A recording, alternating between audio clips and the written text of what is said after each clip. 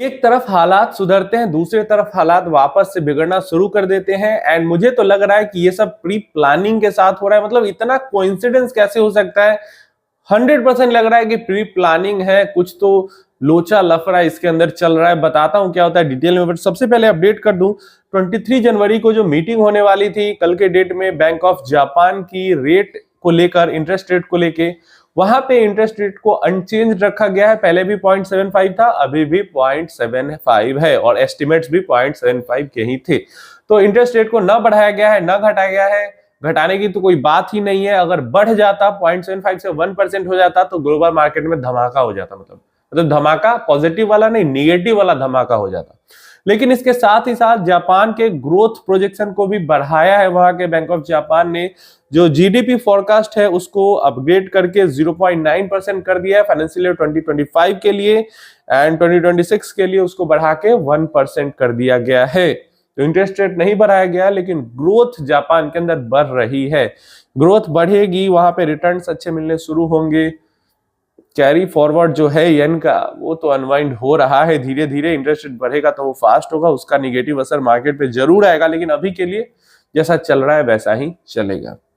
Next update हमारे पास आ जाता है क्रूड ऑयल को लेके। तो क्रूड ऑयल को लेके पेनल्टी हम पे लगी हुई है अमेरिका की तरफ से। तो यहाँ पे अपडेट निकल के आई है, बीपीसीएल 27 ऑफ जनवरी के आसपास, 27 जनवरी के आसपास गोवा के अंदर में एनर्जी वीक है, एनर्जी वीक 2026 गोवा के अंदर में है।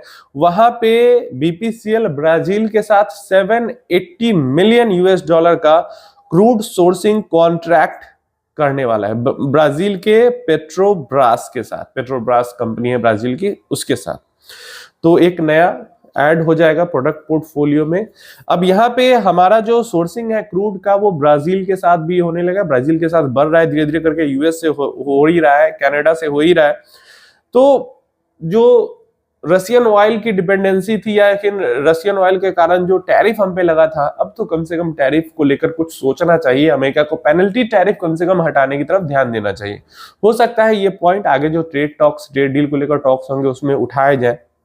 हमारा क्या हो रहा है यहाँ पे, एनर्जी प्रोफाइल जो है 90% जो ऑयल रिक्वायरमेंट है हमारी, वो खरीद कर ही पूरी होती है इंडिया की। 90%, मतलब 10%, 100 लीटर अगर मतलब क्रूड हमें चाहिए तो उसमें से 90 लीटर हमें खरीदना पड़ता है, 10 ही लीटर हमारे यहाँ पे निकल पाता है। क्लियर है? तो ये बहुत मतलब हमारे लिए बहुत बुरा ये होता है कि हमें क्रूड इतना ज्यादा खरीदना पड़ता है। इसी कारण हमारे इकोनॉमी पे इतना ज्यादा प्रेशर आता है, रुपया पे भी इतना ज्यादा प्रेशर आता है। चलिए नेक्स्ट हमारे पास जो इंपोर्ट वैल्यू है, जो 90% ऑयल खरीदते हैं उसकी इंपोर्ट वैल्यू लास्ट फिजिकल की जो रही थी वो 161, 150 बिलियन यूएस डॉलर से ज्यादा का तो तेल बस खरीदते हैं हम दूसरे देशों से। थर्ड लार्जेस्ट दुनिया के अंदर में, मतलब इतना ज्यादा हम तेल खरीदते हैं फिर भी नंबर 1 पे नहीं है तेल खरीदने में, तीसरे नंबर पे थर्ड लार्जेस्ट क्रूड इंपोर्टर है।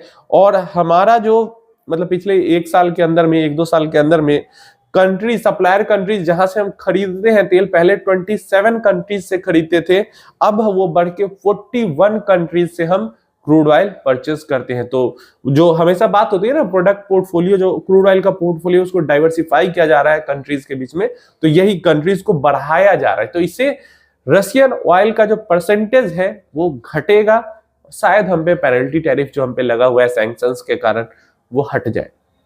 25% पेनल्टी भी हटती है तो बहुत बड़ी बात होगी, बहुत गुड न्यूज होगी। मतलब रैली शुरू हो जाएगी स्टॉक मार्केट के अंदर में, इंडियन स्टॉक मार्केट के अंदर में, सिर्फ पेनल्टी टैरिफ भी हट जाए तो। चलिए देखते हैं क्या होता है। ये थोड़ी सी अच्छी न्यूज है और इसका असर हमें हो सकता है, असर मार्केट में नहीं दिखे, लेकिन जो ट्रेड टॉक्स होंगी अमेरिका के साथ, जो ट्रेड डील को लेके जो टॉक चल रही, जिसमें परेशानी हो रही, उसमें ये थोड़ा सा पॉजिटिव की तरह शायद काम करे। मेन जो न्यूज है जिसके लिए मैं कह रहा था कि मतलब अजीब ही लग रहा है कि ये सब प्री प्लानिंग के साथ हो रहा है। जैसे पिछले हफ्ते, मतलब यही हफ्ता है ना जहां पे वेनेजुएला खत्म हुआ, उसके बाद ये जो ईरान वाला चल रहा था, उसके बाद जो ये ग्रीनलैंड वाला पिकअप पकड़ गया था। उससे पहले ईरान का मामला बहुत पिकअप में था, ईरान का मामला थोड़ा सा शांत हुआ, ग्रीनलैंड का मामला बहुत ज्यादा पिकअप पकड़ गया। इसी हफ्ते में ग्रीनलैंड वाला मामला हमें शांत होते हुए दिखा, जब ट्रंप ने कहा कि नहीं हम मिलिट्री एक्शन नहीं लेंगे, तो थोड़ा सा शांत होते हुए दिखा। जैसे उधर का मामला शांत हुआ, ईरान को लेकर फिर से तमाशा शुरू हो गया। क्या क्या चीजें हुई है आप सुनिए जरा, समझिए इसको, और क्यों अनसर्टेनिटी फिर से हो सकता है अगले हफ्ते में पीक कर जाए। Iran wants any attack will mean all out war after Trump says US armada on it's way. US का एयरक्राफ्ट जा रहा है, नेवी शिप जा रही है मिलिट्री वाली, सब ईरान की तरफ, और खुल के कहा ट्रम्प ने कि जा रहा है भाई और हम एक्शन ले सकते हैं।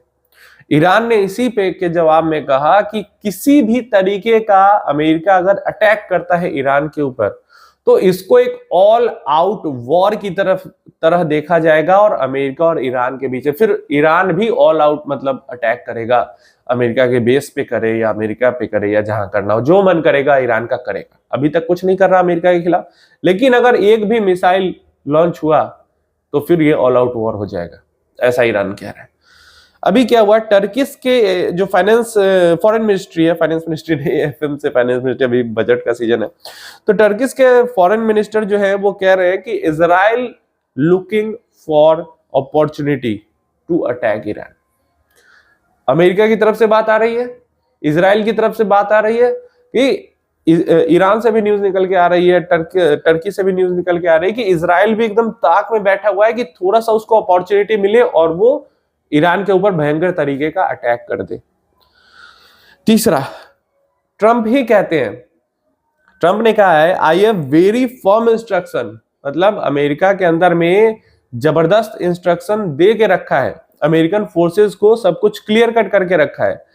एनीथिंग हैपेंस, अगर ट्रंप को कुछ भी होता है, ट्रंप को कुछ भी होता है, they are going to wipe them off the face of this earth, तो ईरान को दुनिया के नक्शे से मिटा देंगे। ईरान की लीडरशिप को अमेरिका की तरफ से धमकी मिल रही है, ईरान को उड़ा देंगे। ईरान वाले ट्रंप को धमकी दे रहे हैं, ट्रंप को उड़ा देंगे। तो इसी को लेकर, जैसे ईरान ने कहा कि अगर अटैक हुआ तो इसको ऑल आउट वॉर माना जाएगा, ट्रंप कह रहे हैं कि अगर मेरे ऊपर, अगर मुझे कुछ हो जाता है, ईरान अगर असैसिनेशन की कोशिश करता है, वैसे तो कोशिश भी करेगा तो ये वॉर ही शुरू हो जाएगा, लेकिन अगर खुदा न खास्ते ट्रंप अगर चले जाते हैं, गुजर जाते हैं, नरकवास हो जाता है ट्रंप का, तो उन्होंने इंस्ट्रक्शन दे के रखा है अपने एडमिनिस्ट्रेशन को कि ऑल आउट अटैक करो ईरान को और ईरान को दुनिया के नक्शे से मिटा दो।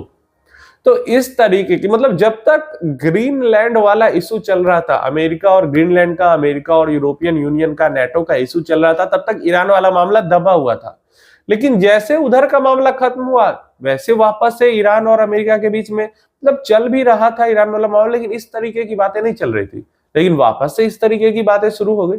इसीलिए मैंने कहा कि प्री प्लानिंग करके ये ट्रम्प कर रहे हैं क्या, या फिर मतलब कुछ इनके बैक ऑफ द माइंड कुछ बिजनेस गेन्स इधर से इनको मिल रहा है, या हमेशा न्यूज में बने रहना, दुनिया के अंदर हमेशा न्यूज में एकदम ब्रेकिंग न्यूज हमेशा ट्रम्प के नाम की ही हो, ऐसा कुछ प्लानिंग है, प्रोग्राम है। तो डेफिनेटली ये सब जो न्यूज़ेस हैं, इनका पॉजिटिव असर तो मार्केट पे नहीं देखने को मिलेगा, न ही सिर्फ इंडिया का मार्केट पे, ग्लोबल मार्केट पे इनका असर बुरा ही देखने को मिलेगा। और खासकर हमारा मार्केट जो पहले से परेशान है, पहले से निगेटिव टेरिटरी में ही घूम रहा है, वैसे में बियर मार्केट, जब सेंटिमेंट पहले से खराब है और इस तरीके की न्यूज आएगी तो और ज्यादा सेंटिमेंट खराब ही हमें होता हुआ देखने को मिल जाता है। तो ये सब अपडेट्स थी अभी तक, जो कि ट्रम्प जो है फिर से आलतू फालतू बयान देने में लगे हुए हैं। देखते हैं मंडे को क्या होता है। तो सैटरडे संडे मार्केट क्लोज ही है, वैसे अगले संडे को तो मार्केट ओपन है बजट के कारण, अभी तो मार्केट क्लोज। ये देखते हैं क्या होता है, कैसे अपडेट होता है, जैसा अपडेट आएगा वैसे मैं आपको अपडेट दूंगा। अभी के लिए ये जो ईरान और यूएस की परेशानी है वो फिर से बढ़ती हुई हमें दिख रही है।